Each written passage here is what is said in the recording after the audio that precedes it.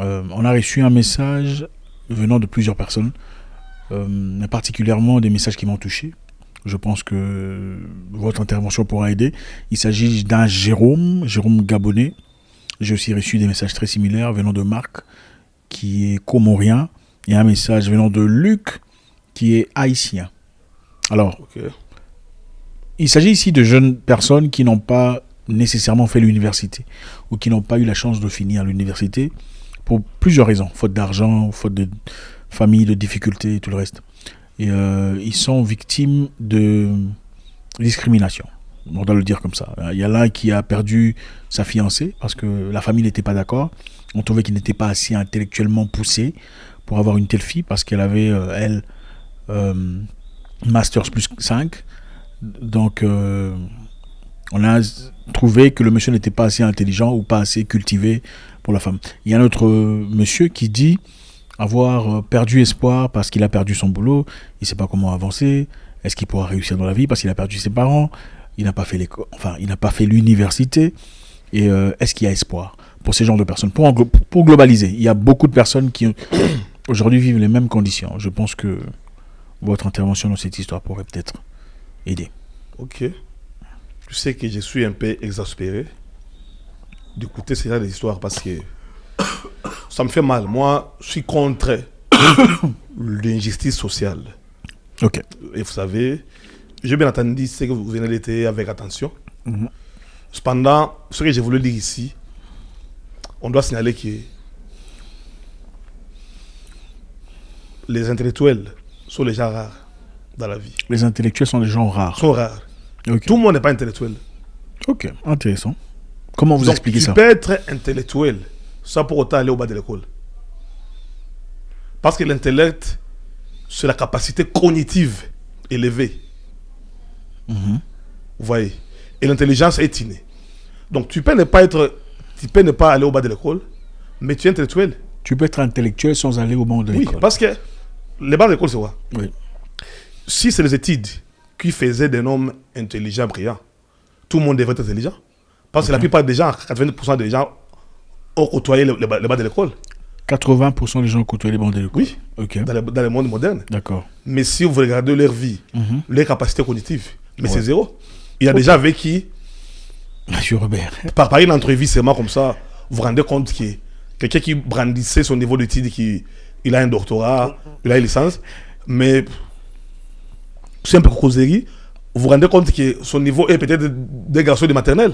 Je pense que, Monsieur Robert, vous allez frustrer beaucoup de personnes, beaucoup d'Africains qui se disent intellectuels, surtout pour avoir fait l'université. Et aussi, beaucoup de gens, surtout en Afrique centrale, qui s'appellent intellectuels pour avoir fait une formation de droit.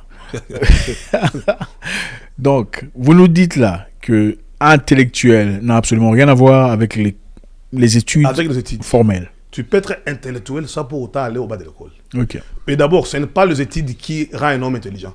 Okay. L'intelligence est innée. L'intelligence est innée. Voilà, tu verras, 4 personnes, ils ont retrouvé la même université, même domaine, tous sont les juristes, mais tu verras l'un entre eux est brillant que l'autre. Pourquoi? Parce que celui-là n'a pas acquis seulement la connaissance à l'école, mais il est d'abord intelligent. Okay. Depuis sa naissance, et lorsqu'il a acquis cette connaissance-là, ça lui a chevronné que les autres. C'est ça. Maintenant, l'intellect, c'est au-delà même de l'intelligence. Okay. Parce qu'il y a des gens qui n'ont jamais côtoyé les bas de l'école, mais dans la vie courante, ils sont déjà très intelligents.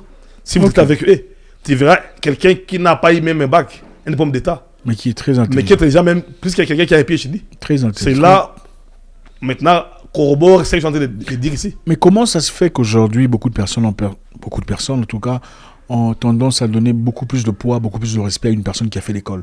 Et aussi, ça ne se limite pas là, malheureusement, on a tendance à disqualifier toute personne qui n'a pas eu des diplômes d'université, prétextant qu'il n'est pas assez intelligent sur le plan cognitif pour comprendre ou gérer certaines situations sociales.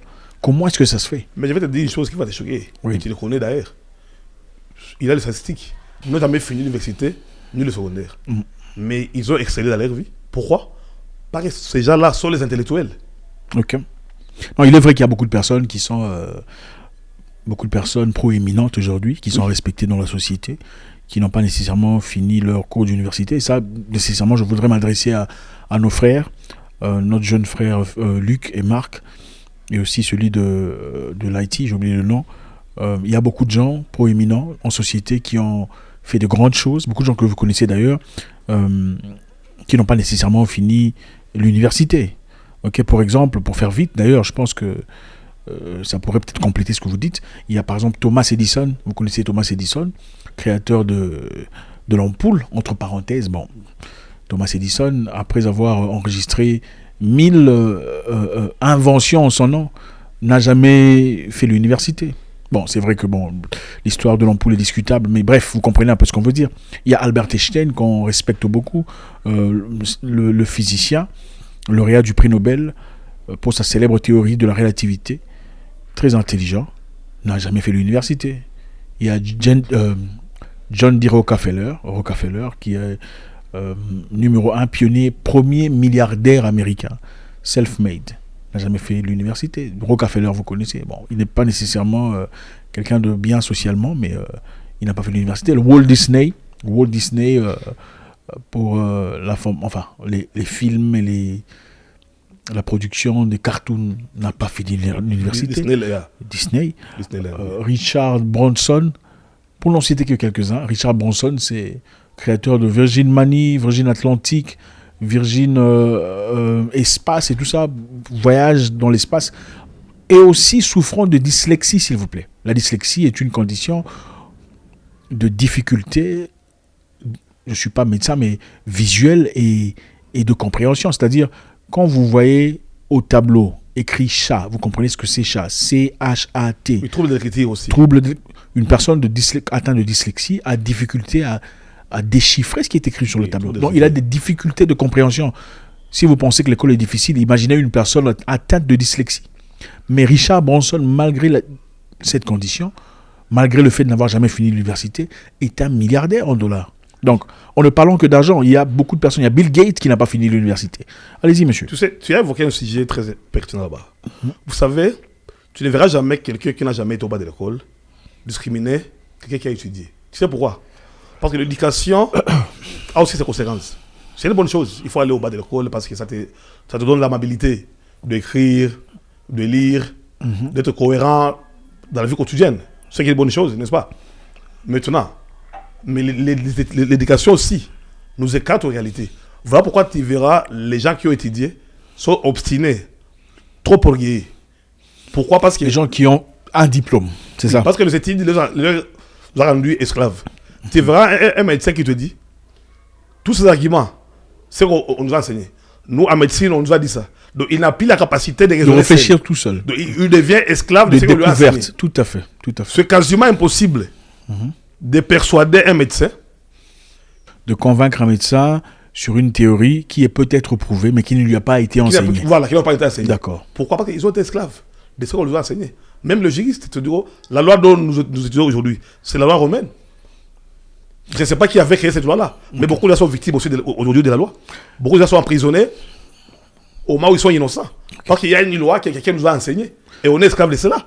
D'accord. Donc, vous dites que tout celui qui a fait l'école, tout celui qui est récipiendaire d'un diplôme d'université n'est pas nécessairement intellectuel. Il n'est pas intellectuel.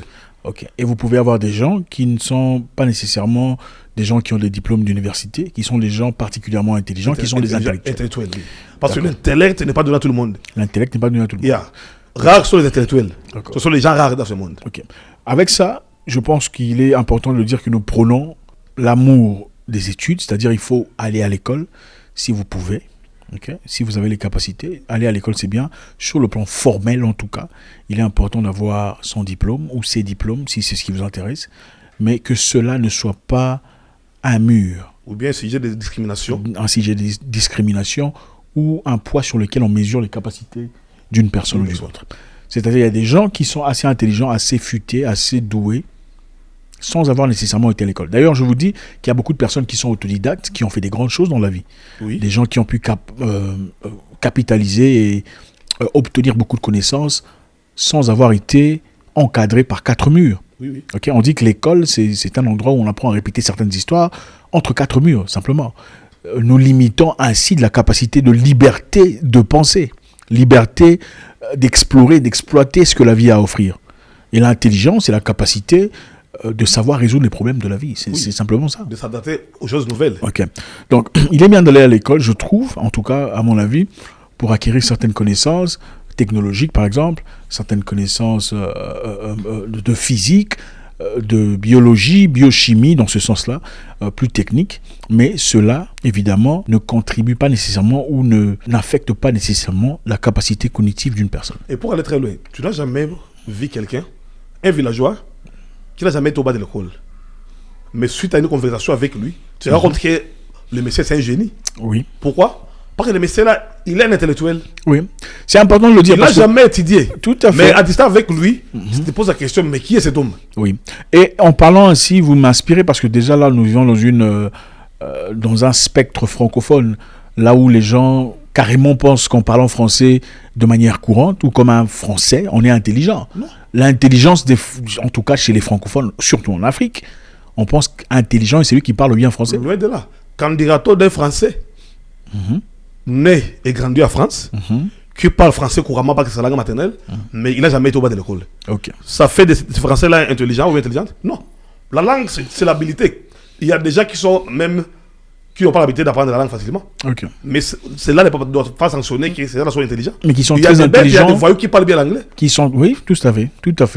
Il y a des gens qui ne sont pas capables, linguistiquement pas très futés, mais qui sont très intelligents sur le plan scientifique, sur le plan social. C'est ça. Donc il y a plusieurs sortes d'intelligence, il faut dire ici. Oui, donc on va cesser les stéréotypes là. Oui. Surtout les Africains, quand quelqu'un parle très bien, on parle qu'il est français, il est intelligent. C'est ça. Et oui, tout à fait. C'est très important de le dire. Et ce qui est triste, c'est que beaucoup de gens pensent que beaucoup de gens, même aujourd'hui, même quand il s'agit de votent des gens sur le plan politique parce qu'il est éloquent, parce qu'il structure bien ses phrases, au lieu de vraiment comprendre ce qu'il est en train de dire dans le fond. Donc, c'est bien triste. Je pense qu'il est important de le mentionner parce que nous sommes encore esclaves sur beaucoup de points. Et puis, je vais te dire une chose. Oui. Les gens qui sont dans les domaines de projet, tu peux écrire un bon projet avec des fautes d'orthographe, que ce soit en anglais ou bien en français. Mais toi, tu as écrit un bon français. Mais ce sont des idées banales. Tu verras quelqu'un qui a mal écrit le français être sélectionné. Parce que le sélectionneur a vu les arguments solides du projet-là. Il n'a pas pu tenir compte du contenu du français raffiné que la personne a écrit. D'accord. Je ne me pas à doute qu'il ne faut pas bien écrire le français. Tout à fait. Ou bien l'anglais. Mais ce qui prime, c'est le contenu, les idées. Dans ce cas ici, M. Robert, je pense qu'il est important de mentionner à toutes ces personnes qui nous suivent, à tous ces jeunes qui n'ont pas eu la chance de faire l'université ou d'avoir un diplôme de licence ou master, peu importe. Ne vous arrêtez pas. Oui, de ne pas lâcher prise. Okay, de ne jamais lâcher prise. Courager et de continuer parce que la vie, c'est un destin. N'ayez pas de complexe d'infériorité face à ces personnes qui fignolent comme Jean-Luc Mélenchon. Voilà. Absolument pas. Foncez, foncez, foncez. Il est important, évidemment, d'apprendre à écrire correctement parce que ça vous accorde rapidement le respect qu'il vous faut, parce que les gens, malheureusement, vous jugent très rapidement sur base de quelques histoires, votre façon de vous exprimer, votre façon de vous présenter. Ce sont des choses qu'on rectifie très difficilement. Donc, il est important de se raffiner quand vous pouvez. Il est important de lire. Il est aussi plus important de travailler sur soi. Le travail ici doit être un travail personnel. Le fait d'avoir été à l'école pendant 15 ans et avoir eu son diplôme en 2001 ne vous rend pas nécessairement compétent aujourd'hui en 2022. Donc l'intelligence continue et continuelle. L'intelligence se travaille. Et pour finir, je pense que je pourrais vous donner quelques exemples ici de la différence entre un diplômé et un intellectuel. D'accord ? On va faire très vite. Un diplômé étudie pour avoir des diplômes. Un intellectuel étudie pour cultiver son savoir. Les diplômés trichent et sont prêts à corrompre pour avoir leur diplôme. Les intellectuels accordent plus d'importance à leurs études qu'aux notes. Les diplômés brandissent leur diplôme avant de montrer ce qu'ils savent faire. Et les intellectuels mettent en avant leur savoir. Les diplômés accordent plus d'importance à leur apparence physique et sont trop occupés à investir sur leur cerveau. Le diplômé se croit intelligent. Les intellectuels pensent qu'ils ont encore beaucoup à apprendre. Oui. Le diplômé parle avec trop d'assurance. Les intellectuels laissent toujours la place au doute. Les diplômés se moquent et méprisent de ceux qui n'ont pas leur niveau de diplôme. Et les intellectuels respectent et écoutent tout le monde. Voilà. Les diplômés ont une grosse télévision et les intellectuels ont une grande bibliothèque. Les diplômés deviennent vite agressifs lorsqu'ils sont contrariés, en manque d'arguments. Les intellectuels gardent leur calme dans la plupart des situations. Les diplômés parlent trop et écoutent moins. Les intellectuels écoutent plus et parlent moins. L'intelligence n'a rien à voir avec le niveau d'études. On peut avoir beaucoup de diplômes et être un parfait idiot. Tout comme on peut être sans diplôme et avoir de l'intelligence et une ouverture d'esprit hors pair. Ça, c'est quelque chose que je trouvais sur Internet, écrit par un jeune, je crois, burundais. Je trouvais très intéressant. Je pensais qu'il était important de partager. C'est vrai que je ne suis pas tout à fait d'accord sur tout ce qu'il dit, mais je pense que sur la grandeur, la longueur, il y a beaucoup de choses qui sont complètement correctes. Voilà pourquoi j'ai dit tantôt que tout le monde n'est pas intellectuel. Ouais. Les intellectuels sont déjà rares. Un intellectuel, c'est quelqu'un qui est humble, qui est courageux, qui n'est pas arrogant. Beaucoup déjà sont humbles. Combien déjà sont humbles? Ouais. Sont rares qui sont humbles. Il y a beaucoup de Congolais qui s'appellent intellectuels. J'ai fait un tour en République démocratique du Congo pendant que je parcourais l'Afrique. Et j'ai vu beaucoup on dit l'andragogie, l'éducation des adultes, de reprendre pour connaître qui est l'intellectuel. Vous savez, dans le passé, on appelait intellectuel toute personne capable de lire et écrire. C'était ça la définition d'intellectuel. Et beaucoup de personnes, malheureusement, ont amené... Oui, c'était ça la définition. Oui. Parce qu'il y avait beaucoup de gens qui ne pouvaient pas lire ou écrire. D'accord ? Comme il y avait des gens qui ne pouvaient pas lire et écrire, ils n'étaient pas appelés intellectuels. Ceux qui pouvaient simplement lire et écrire étaient des intellectuels à l'époque. Oui. Et beaucoup de personnes, malheureusement, ont pris cette mentalité ou cette définition arriérée à aujourd'hui, pensant qu'en ayant un diplôme de juriste, on est intellectuel. Non, jamais. Ce n'est absolument pas vrai. C'est pas ça. Tu peux être un juriste. Bon courage, les amis. Foncez, travaillez. Ne vous laissez pas abattre, ok? Beaucoup de personnes réussissent dans la vie sans nécessairement avoir des diplômes. Si vous avez la possibilité d'acquérir des diplômes, faites-le. Pour le plan formel, faites-le si vous voulez vivre dans la science. Mais je doute que vous êtes des gens qui veulent progresser dans la science. Donc la vie, l'intelligence de la vie n'a absolument rien à voir avec les codes de l'école. Absolument pas. Comme l'a dit ce que je dis, le monsieur burundais, beaucoup de gens vont recevoir des diplômes pour montrer leurs papiers. Beaucoup de gens sont intellectuels et intelligents parce qu'ils apprennent à comprendre le fonctionnement de la vie, qui ne se limite absolument pas sur l'obtention d'un papier. Merci, M. Robert. C'est toujours avec beaucoup de plaisir. Merci beaucoup. Qu'on vous reçoit. À très bientôt. Ciao, ciao, les amis. À bientôt. Au revoir.